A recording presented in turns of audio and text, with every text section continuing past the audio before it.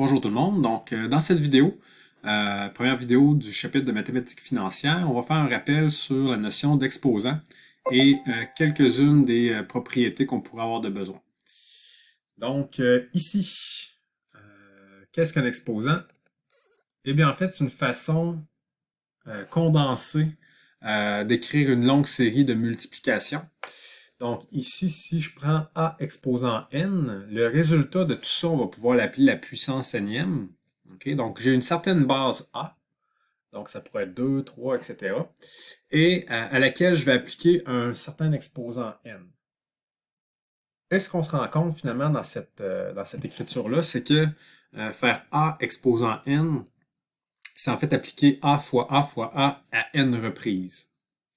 Donc déjà, ça va nous aider à faire les trois premiers exemples là, les petits calculs qu'on a.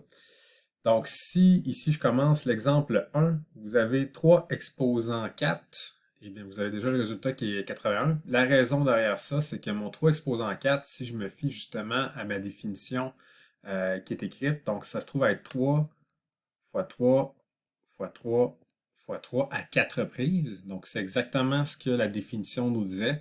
Et à ce moment-là, ben, 3 fois 3, je suis rendu à 9. Fois 3, je suis rendu à 27. Puis un autre fois 3, je suis rendu à 81. Et ça y est, on a notre résultat. Si je fais, avant de faire le B, en fait, je vais faire le C parce que c'est le même nombre, mais un petit peu plus bas. Si j'ai moins 4 exposant 4, qu'est-ce qu'il faut bien se rendre compte ici, là? C'est que votre exposant 4 englobe toute l'expression du moins 4. Donc ici, je vais peut-être le faire sur une autre page pour faciliter. Si j'ai moins 4, tout ça exposant 4, eh bien en fait ce que ça signifie, c'est que j'ai un moins 4 fois moins 4, j'ai un moins 4 et j'ai un autre moins 4. Toujours avec multiplication entre chacune de ces affaires-là.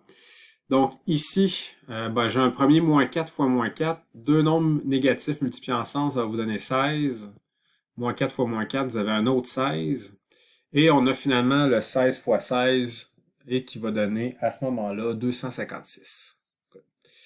Quelque chose à noter finalement, c'est que mon résultat 256 est positif.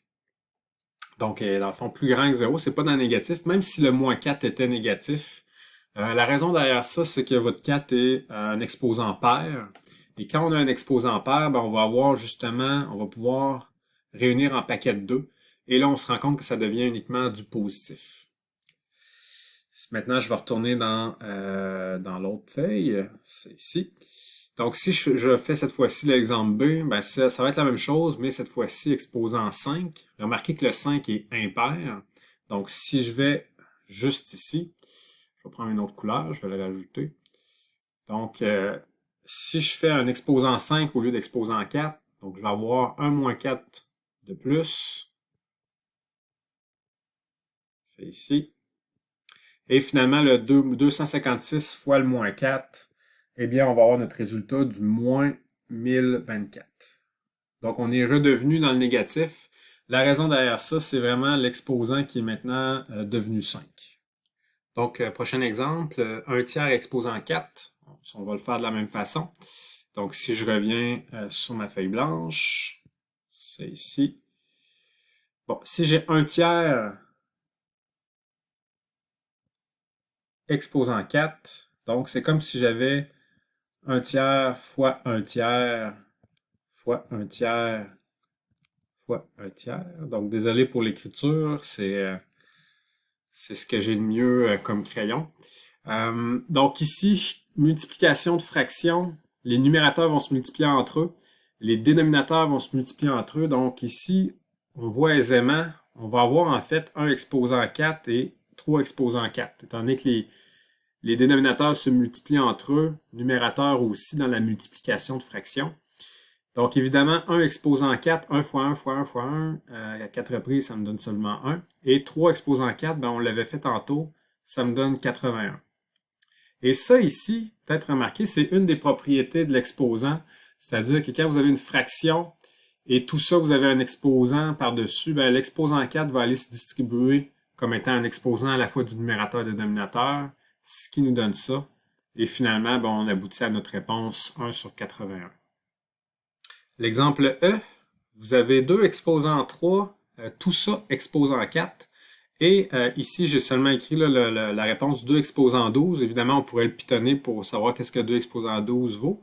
Mais je vais surtout m'en servir pour faire un rappel d'une propriété de l'exposant. C'est-à-dire que si vous avez 2 exposant 3, tout ça exposant 4, d'abord se rappeler qu'est-ce que signifie l'exposant 4. Ben, c'est d'avoir l'expression 2 exposant 3 qui va se multiplier ici. Donc à 4 reprises. Et là, en fait, nos propriétés d'exposants, c'est que chacun de ces 2 exposants 3-là nous donnerait 2 fois 2 fois 2, ainsi de suite, 2 fois 2 fois 2, ainsi de suite, etc. Donc, encore une fois, désolé pour l'écriture. Et au final, ce qu'on se rend compte, c'est qu'on en a 2 exposants 12.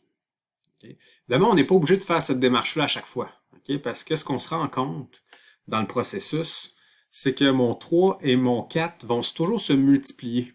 Donc, en fait, plus simplement, une des propriétés d'exposant que vous avez sûrement vu en secondaire 3 ou 4, en fait 4 ou 5 probablement, c'est que l'exposant d'un exposant, les deux vont se multiplier. Donc, le 3 avec le 4 se multiplient quand vous avez cette configuration-là. Et à ce moment-là, ben, ça va donner 2 exposants 12. C'est ce qu'on se rend compte en faisant la longue démarche. Donc, on aboutit vraiment à ça. La propriété qu'on a compris à l'exemple E, ça nous sert justement à nous rendre compte que en F, avoir exposant 3 et exposant 1 tiers, c'est bel et bien deux opérations qui vont être inverses, qui vont redonner seulement 2 exposant 1 finalement. La raison derrière, c'est comme on l'a dit, si vous avez 2 exposant 3 et tout ça exposant 1 tiers, ça va faire en sorte que vos exposants vont se multiplier. Donc, vous avez 3 fois 1 tiers. Donc, si vous avez 3 fois 1 tiers, ça ici, ça va vous donner 1. Donc, vous avez 2 exposant 1 qui donnent justement seulement 2. Donc, l'exposant 1 tiers se trouve à être l'inverse de l'exposant 3. Même chose pour exposant 2 qui serait l'inverse d'un exposant 1 demi, par exemple. On va faire les autres. Donc, le G. Donc, pour le G, le H, en fait, vous pouvez tout simplement utiliser la calculatrice standard et tout simplement faire attention à bien suivre l'ordre des opérations. Donc, vous avez 100 ici fois le 1,02 exposant 10. Donc, l'exposant 10 est seulement sur la partie 1,02. Et le résultat que vous allez obtenir, en arrondissant, 121,90. Si vous faites la même chose, mais que vous avez un exposant négatif, donc un exposant moins 10, okay, ici, ça va vous donner 82,03. Donc ça termine pour l'exemple 1. On va faire rapidement l'exemple 2 également. Donc, si je vais monter ici. Parfois, on a besoin d'isoler une certaine valeur de x, et à ce moment-là, ben, on a parfois besoin d'exposants. Si je prends l'exemple facile ici, x exposant 1 demi égale à 3, eh bien, si je veux isoler x, c'est qu'en fait, je veux avoir x exposant 1, un seul x. À ce moment-là, ben, je vais devoir faire la même opération à gauche et à droite, comme à n'importe quelle fois quand je veux isoler, ben, je veux faire la même chose à gauche et à droite. Donc ici, j'ai détaillé la démarche. Vous allez juste simplement faire exposant 2 de chaque côté. L'idée derrière, c'est que l'exposant 2, c'est l'opération inverse d'exposant 1 demi. Donc les deux se multiplient, il vous reste, dans le fond, x exposant 1 finalement. Donc un seul x, et de l'autre côté de votre égalité, le 3 exposant 2, ben, ça vous donne 9. Donc x finalement valait 9. Dans ce genre d'opération-là, ce qu'il faut réaliser, c'est qu'on peut toujours se vérifier. Tout simplement, la façon facile de se vérifier, ben, si vous prenez 9 et que vous remplacez le x, est-ce que ça va bel et bien vous redonner 3? Est-ce que ça va respecter l'égalité? Ben, si oui, si vous tapez 9 exposant 1 demi, ou la racine carrée de 9 finalement, parce qu'un exposant 1 demi, c'est une racine carrée. Donc, ça va vous donner 3. Donc, l'opération est respectée. C'est le même principe à B et à C finalement. Donc à B, vous avez ça ici, vous voulez isoler le X. La première chose que vous allez devoir vous débarrasser, c'est l'exposant 4. Pour s'en débarrasser, ben, on utilise un exposant qui va permettre d'obtenir seulement un exposant 1. Donc, si vous prenez l'exposant 1 quart, ça se trouve à être l'exposant inverse du 4. Donc 4 fois 1 quart, ça vous donne bien un exposant 1. Ce que vous faites à gauche de l'égalité, vous le faites aussi à droite. Et si on applique l'exposant 1 quart sur 2401, ça va vous donner 7. Donc rapidement, vous obtenez cette équation-là, 1 plus x qui est égal à 7. Et là, rendu là, ça devient plus facile. Vous avez juste à faire moins 1 de chaque côté. X est égal à 6. Finalement, en C, donc ça ressemble beaucoup au B. Ici, j'ai un exposant 12 que je veux me débarrasser, donc je vais prendre un exposant 1 douzième. Donc, c'est ce qui a eu lieu ici. Là. On avait un 12 et on a fait un exposant 1 douzième par-dessus. Désolé pour l'écriture. Donc, ça a éliminé l'exposant. De l'autre côté, vous avez obtenu 6 sur 12 parce que vous avez 6 fois 1 douzième. Et 6 sur 12, si vous simplifiez cette fraction-là, ça vous donne exposant 1 demi. Et si vous appliquez finalement l'exposant 1 demi sur le 1,09 et que aussi ici j'ai balancé le plus 1 de l'autre côté en faisant moins 1, le résultat que ça va vous donner ça, 0,044 et des poussières. Donc, c'est un petit rappel sur les exposants. Des notions que vous avez déjà vues au secondaire. Donc, avec ce qu'on vient de faire, vous êtes tout à fait en mesure de faire l'exercice 1, 2 et 3 dans les notes. Peut-être des petites mentions spéciales qu'on n'a peut-être pas mentionnées ici. Donc, ici, le 1A, mettre un exposant 0 sur n'importe quel autre nombre autre que 0 lui-même, ça va vous donner un résultat de 1. C'est une propriété des exposants.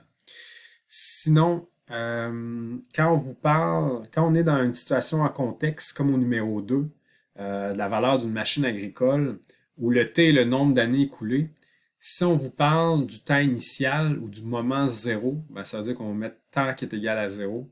Et vous avez juste à faire les calculs à ce moment-là pour trouver les réponses.